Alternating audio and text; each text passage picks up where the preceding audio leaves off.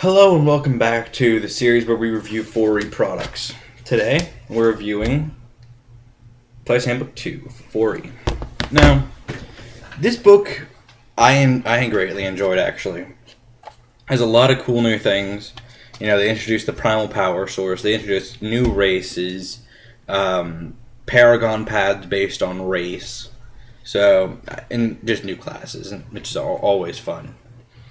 But, I personally had no problem with this book. And like, for example, the first race, the Deva, their story is they fought in the Dawn War for the gods against the Primordials. Now they're on whatever planet you have, and they are very devout to their whoever they served before. However, they do not have a memory of who they served before.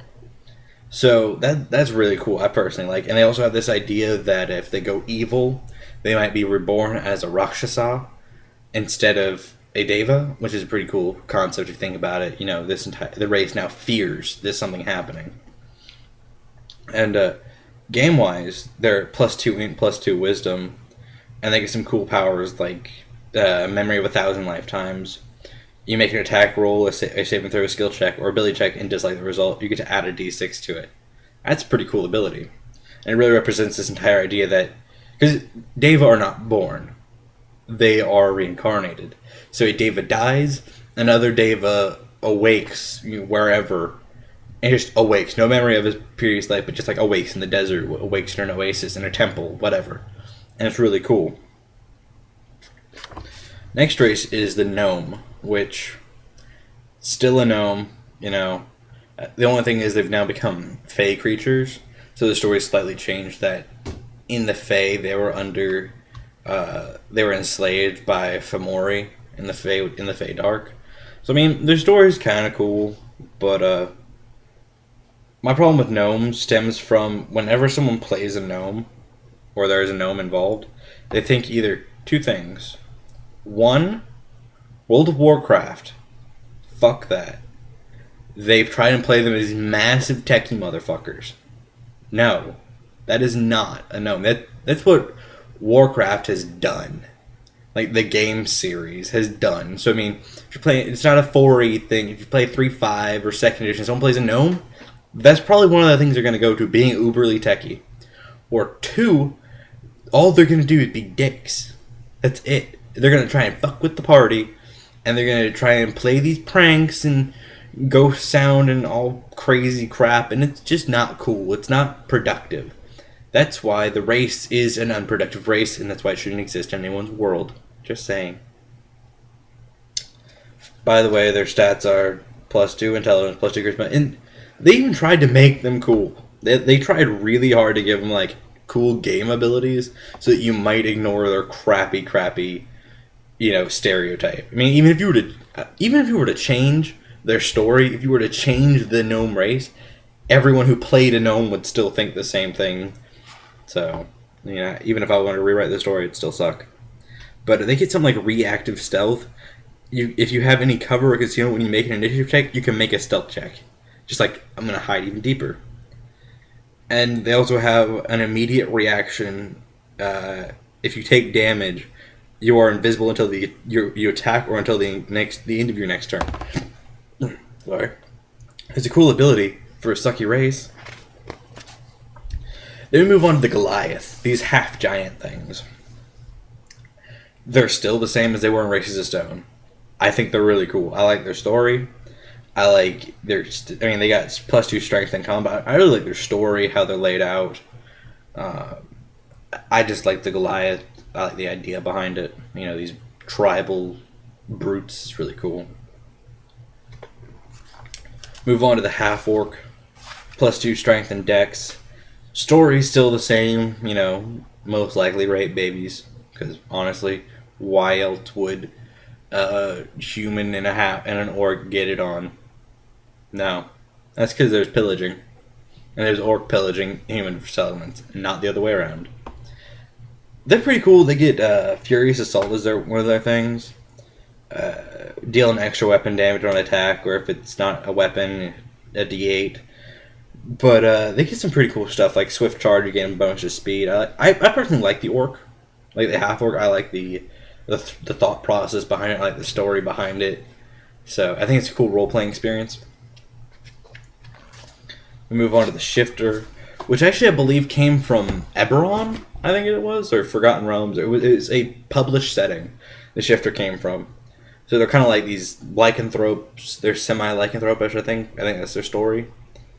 And they got two breeds represented here, Longtooth and Razorclaw, both with meh abilities, like power-wise. The Longtooth is a +2 strength, +2 wisdom, and Razorclaw +2 dex, +2 wisdom. I personally like their story more than I like their stats. I think it's a very interesting role-playing experience if you were to be semi-lycanthropish. So, I like them. Then we move on to something that I'm a big fan of. These racial paragon pads. So that, you're no longer confined to your class. These improve your racial abilities more. We get the Adroid Explorer for the humans. I'm not going to detail all of these, otherwise this video would be 4 or 5 parts. The Ancestral Incarnate for the Deva, which is alright. Blood Fury Savage for Half-Orc. Fey Beguiler for the Gnome. Firstborn of Moradin for a Dwarf. Throwing back to that Dwarven god. The, what was it? What was his religious name? Can't remember. The Halfling Scoundrel, obviously for the Halfling. The Moonstalker for the Shifters, not just a breed, the Shifters. Then one that I'm a big fan of was the Scion of Arcosia. Is a Dragonborn path. And this path just really, really makes you more like the Half-Dragons from 3.5 and previous editions. Because at level 16, you begin to manifest your wings and all this really cool stuff. It really, really plays on you being half-dragon. The Sheer Knight for the Eladrin. The Stoneblessed for Goliath. Tarathi Highborn for Tiefling. And Twilight Guardian for Elf. So, they're all pretty... They're pretty good for their races. I enjoy them. But, you'll have to give up some of your class abilities for them. Because... you have to pick a Paragon path. But I'm a big fan of those. I think it really adds flavor to your character. Then we get into the classes. Now, some of these classes are really cool. Some of them, not so much. They're not bad, I'm just not a big fan of them. First one, big fan of actually, the Avenger. Divine Assassin things. So they're really cool. They're like, if you're in a religious order and you need something done, you would send out these things. They're like Templar Strike Forces. Really, really cool. Lightly armored, but they've got such a cool story. Now, they got some really cool game statistics, but I personally am a big fan, though, of just the story. I don't give a shit about these powers, past the fact that it's a really cool story. They're good powers, mind you. It's just oh my god, the story. You should be this assassin. Think like the Muslim assassins from old. I think they were called Hashashins. Yes, I know, very close to the word, but I think that's how it's pronounced with an H. Really cool. So, their Paragon pads are Hammer of Justice, Oath Sworn, Unveiled Visage, and Zealous Assassin. So I'm just a big fan of that class. Barbarian, pretty cool. I like this Barbarian over the old ones because instead of having rage per day or rage per for X amount of rounds as Pathfinder has it, you just have a rage daily of power and you rage for the entire encounter. So it's all really cool. Barbarian got some cool stuff.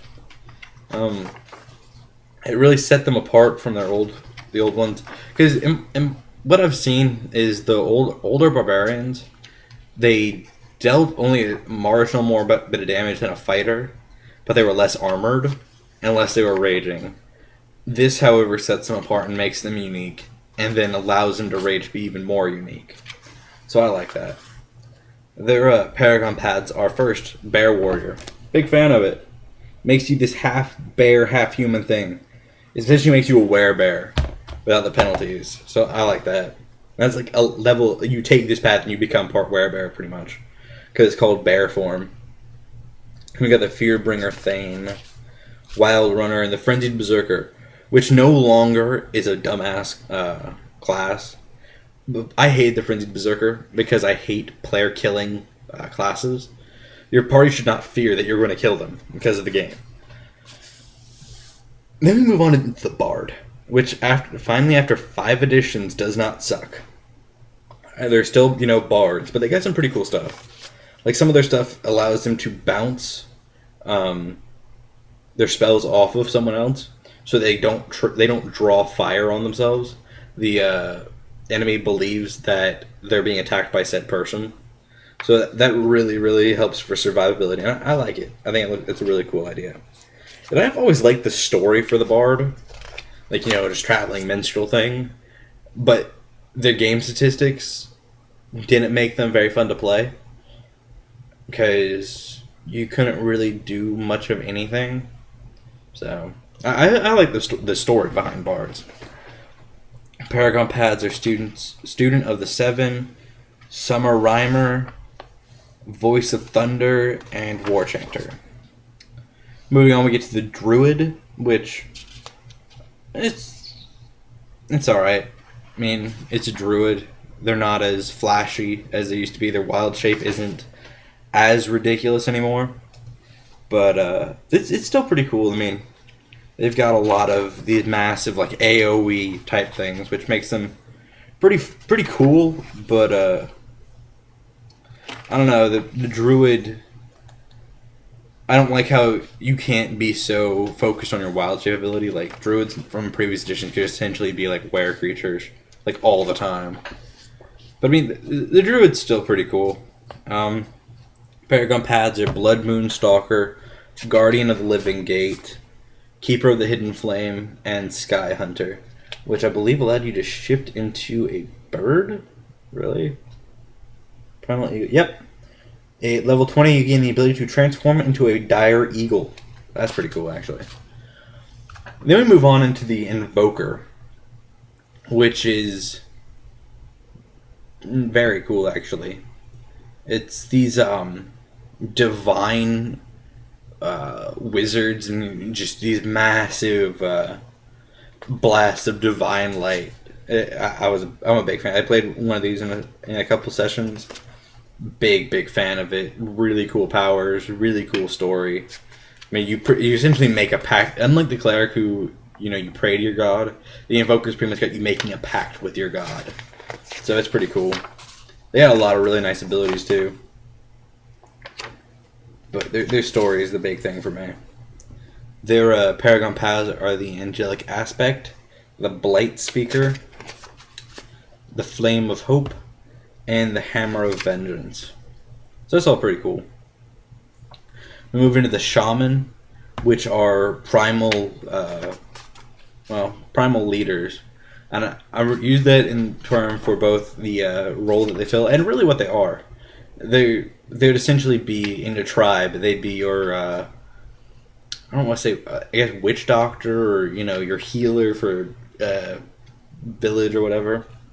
They have some really cool stuff. You get a spirit companion, very much like the spirit shaman from the Complete Divine from old.